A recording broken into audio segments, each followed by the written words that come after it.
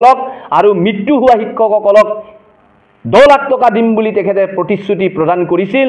সেই প্ৰতিশ্ৰুতি প্ৰদান কৰিবৰ কাৰণে আমি আজিৰ আপোনালোকৰ সংবাদ মাধ্যমৰ যোগেদি অনুৰোধ জনাইছোঁ আৰু দাবী জনাইছোঁ যাতে এইখিনি আমাক সমাধা কৰি দি আমাৰ এই টিউটৰ শিক্ষকসকলৰ জ্বলন্ত সমস্যা আৰু যিখিনি আমাৰ মৌলিক অধিকাৰ সেই অধিকাৰখিনি খৰ্ব নকৰিবৰ কাৰণে আমি অনুৰোধ জনাইছোঁ, দাবী জনাইছোঁ যাতে আমাৰ টিউটৰৰ সমস্যাখিনি অক্টোবৰ মাহৰ ভিতৰত নতুবা যদি নোৱাৰে নৱেম্বৰ মাহত আইন এমেণ্ডমেণ্ট কৰিম বুলি কৈছে 25 তাৰিখে যদি সেনেকেও কৰি পিনি আমাক টিউটৰসকলক সমস্যা সমাধান কৰি দিয়ে আমি অসমৰ মুখ্যমন্ত্ৰীৰ লগত আমি সদায় থাকিম, আছিলোঁ আৰু থাকিম, আমি সহায় কৰিম।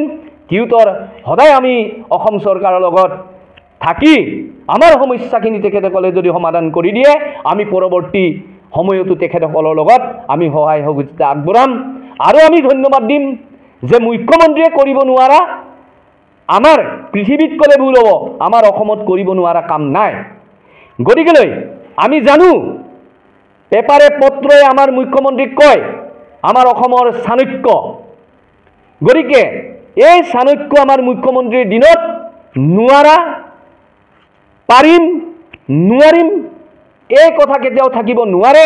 নিশ্চয় যেনেকৈ অৰুণোদয় দিছে, কনকলতা আঁচনি দিছে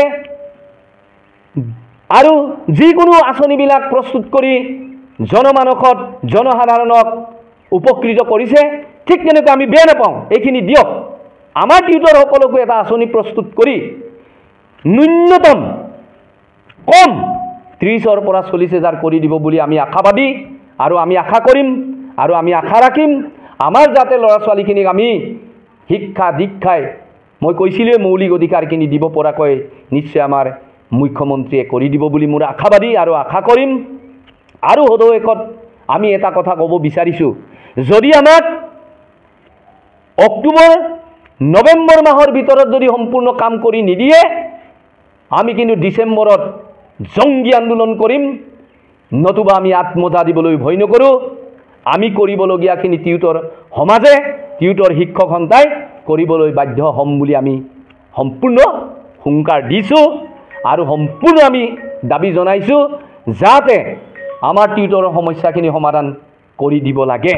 আৰু যদি কৰি নিদিয়ে আমি কিন্তু পৰৱৰ্তী আমি নিশ্চয় আন্দোলন, অনশন, ধৰ্ণা বিভিন্ন হয়তো কাৰ্যপন্থা ল'বলৈ আমি উদ্যত হ'ম। ধন্যবাদ। ইয়াত খুব সৰুকৈ মই এটা কথা যোগ দিব বিচাৰিছোঁ। এখন গভৰ্ণমেণ্ট স্কুলত আমি টিউটৰ সকলেও আছে তাত আৰু টেট শিক্ষকো আছে তাত, ৰেগুলাৰ শিক্ষকো আছে, কেইবাতৰপীয়া শিক্ষক আছে। কিন্তু আমি ডিউটি চব একেলগে দিওঁ। তেখেতলোকে 4 ঘণ্টা ডিউটি দিলে আমিও 4 ঘণ্টা দিওঁ, তেখেতলোকে 5 ঘণ্টা ডিউটি দিলে আমিও 5 ঘণ্টা ডিউটি দিওঁ, তেখেতলোকে 6 ঘণ্টা ডিউটি দিলে আমিও 6 ঘণ্টা ডিউটি দিওঁ। আৰু তেখেতলোকে FLNে হওক বা ECCয়ে হওক বা AI ট্ৰেইনিঙেই হওক তেখেতলোকেও অংশগ্ৰহণ কৰিছে, ট্ৰেইনিঙত আমিও অংশগ্ৰহণ কৰিছোঁ। আমি তেখেতলোকতকৈ নিয়মীয়া শিক্ষকসকলতকৈ কোনো গুণেই আমি কম কষ্ট কৰা নাই। তেখেতলোকে যিমান কষ্ট কৰি আছে আমিও কষ্ট কৰি আছোঁ। কিন্তু আমাৰ মাজত আকাশ পাতাল পাৰ্থক্য এটা বস্তু আছে, এইটোৱে হ'ল আমাৰ মজুৰি। আমি মজুৰি তেখেতলোকে নিয়মীয়া শিক্ষকসকলে আমাৰ টিউটৰ শিক্ষকসকলতকৈ 8 গুণ বেছি পায়, 7 গুণ 8 গুণ বেছি দৰমহা পায়। সেই নিয়মটো উঠাই দিবৰ কাৰণে বাৰম্বাৰ আমাৰ টিউটৰ শিক্ষক সন্থাৰ তৰফৰ পৰা বৰ্তমান গভৰ্ণমেণ্টক শিক্ষা বিভাগক অনুৰোধ জনাই আহিছোঁ আৰু আজি তাৰিখেও মই অনুৰোধ জনাইছোঁ আমি টিউটৰ শিক্ষকৰ তৰফৰ পৰা। সেইখিনি ইমান দিনে বাহাল ৰাখিছে যেতিয়া এই কেইদিনৰ পৰাই 25 বৰ্ষৰ পৰা 2025 বৰ্ষৰ পৰা সেই আইনটো সংশোধন কৰি পেলাই আমাৰ টিউটৰসকলক নিয়মীয়াকৰণ কৰি দিব লাগে বুলি গভৰ্ণমেণ্টক মোৰ তৰফৰ পৰা অনুৰোধ জনাইছোঁ। আমি দখুৱাখানা সমজিলা টিউটৰ শিক্ষক সন্থাৰ তৰফৰ পৰা অনুৰোধ জনাইছোঁ। আৰু বহুত বেছি মই ক'ব নিবিচাৰোঁ, ক'লে বহুত কথা আছে, কিন্তু ইয়াতে এতিয়া আমি আশাবাদী, আশা কৰি আছোঁ। আমাৰ আশাক যাতে বৰ্তমান চৰকাৰে পূৰ্ণ কৰি দিয়ে তাকে আশা কৰি পেলাই মোক ক'বলগীয়াখিনি প্ৰস্তুতিকৈ সামৰি দিছোঁ। সৌজন্যত যুটীয়াভাৱে আপোনালোকৰ আগত অৱগত কৰিব বিচাৰিছোঁ যে 2021 চনৰ 5 ফেব্ৰুৱাৰীত আমাক অসম চৰকাৰে যি নিযুক্তি প্ৰদান কৰিলে টিউটৰ হিচাপে আমি সেই নিযুক্তি আমি ধন্যবাদ সহকাৰে আমি গ্ৰহণ কৰিছিলোঁ। কিন্তু আজি চাওঁ মানে 2021 চনৰ আজি 2025 চন পালেহি, আজি পৰ্যন্ত আমাক চৰকাৰে সেই টিউটৰ হিচাপে আমাক মানে ৰাখিছে। দৰমহাৰ সংক্ৰান্তত আমাক কোনো বৃদ্ধি কৰা নাই। আপোনালোকে চাওক ভাল ধৰণে, আজি 10,800 টকাৰে আজি পৰিয়াল চলিব পাৰেনে? আপোনালোকে নিজেই বিবেচনা কৰি চাওক। আজি আমি সেই 10,800 টকাৰে আমি ল'ৰা ছোৱালী পঢ়ামেনে, আমি ঘৰখন চলিমেনে, নাই আমি পৰিয়াল পোহপাল দিমেনে, আমি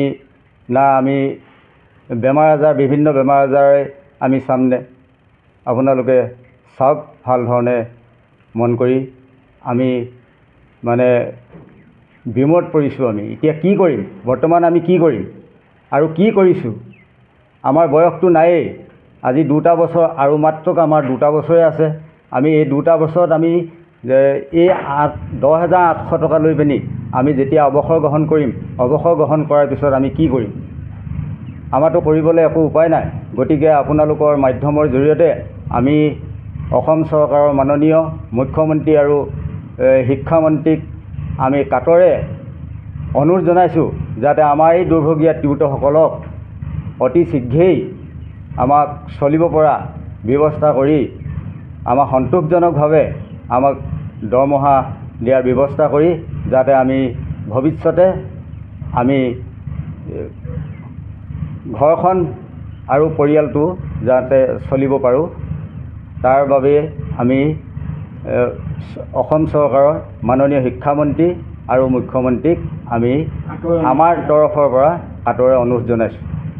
ইয়াতে যিকোনো খবৰৰ বাবে যোগাযোগ কৰক 7099017330 লগতে 7099017110 নম্বৰত।